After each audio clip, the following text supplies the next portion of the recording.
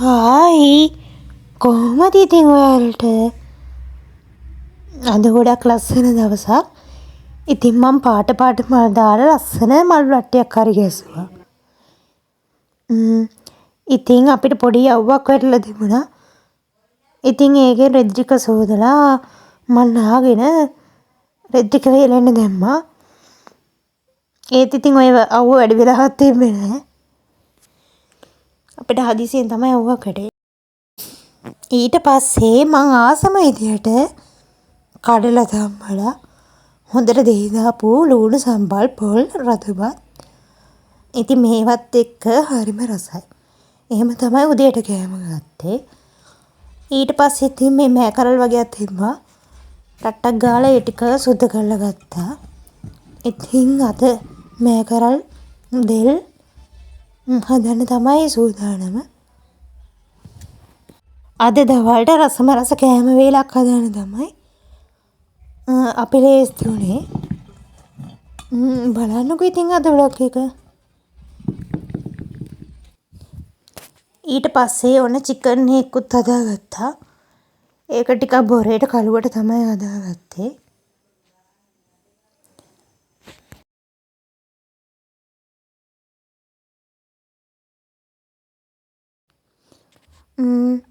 අද ඉතින් වැටකොළු කිරට දෙල් ගෙඩියක්.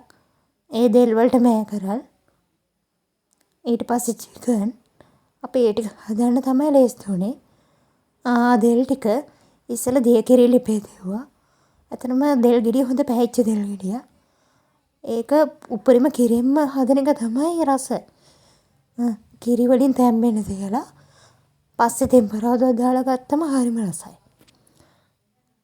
මුලින් දිය කිරි ටිකක් දැම්මා. ඒ ටික හිඳුනට පස්සේ මිටි කිරි ටිකක් දැම්මා.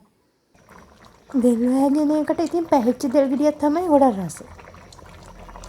අද ඉතින් නිදහසේ ඉතින් අපි කෑම ටික උයාගත්තා. ඊට පස්සේ ඉතින් වැටකොළු ගෙඩියක් තිබ්බා. අක්කා මෝරලා යන නිසා ඒ කොළ පාට වෙන්න කිරි රසට හැදුවා.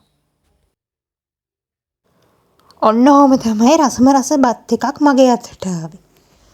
අද ඉතින් දවල්ට පෝෂ්‍යදායී රසම රස කෑමක්. දෙල් කියන්නේ මං ගොඩක් ආස දෙයක්.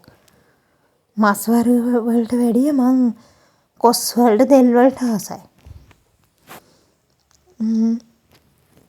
ඊට පස්සේ මේ හවස බුදු පහන පත්තු කරා. හවස් වෙද්දි නම් හොඳටම වැස්ස ඉතින්. ඒක බුදු පහන තිබුවන් පස්සේ හරිම සංසුන් ආලෝකයක් තියෙන එතන. ඉතින් ඒ වෙලේ වැස්සකුත් පටන් ගත්තා. ඉතින් ඔන්න මම පොඩි වීඩියෝ ටිකක් ගත්තා. ඉතින් අද පොඩි ව්ලොග් එකක් තමයි ගෙනාවේ. ඔන්න ඉතින් ටික පටන් ගත්තා වැස්ස. මම ඉතින් වීඩියෝ කරද්දිත් වැස්ස. රෙකෝඩින් කරද්දිත් වැස්ස.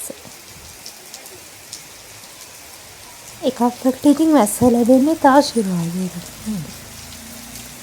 එහෙමත් කියලා හිතා ගන්නවා.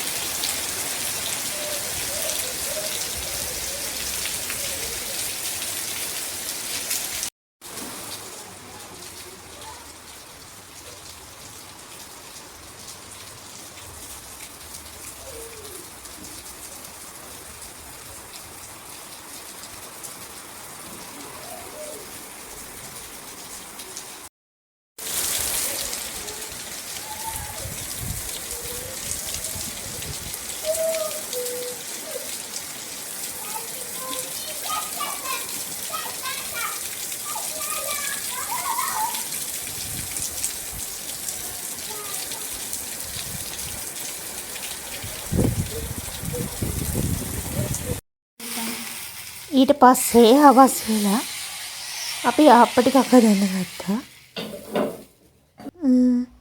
ඒකත් ඉතින් හොඳට රසට තිබුණා. ආප්පවල මිශ්‍රණය නම් ඉතින් අම්මා තමයි හරි ගැස්සුවේ. මට කොච්චර කරත් ඒ අම්මා හදන මිශ්‍රණය ගන්න අපහසුයි. ආප්පවලට හොඳ තාච්චියක් පාවිච්චි කරන්න ඕන. එතකොට තමයි ආප්ප ගැලවෙන්නේ.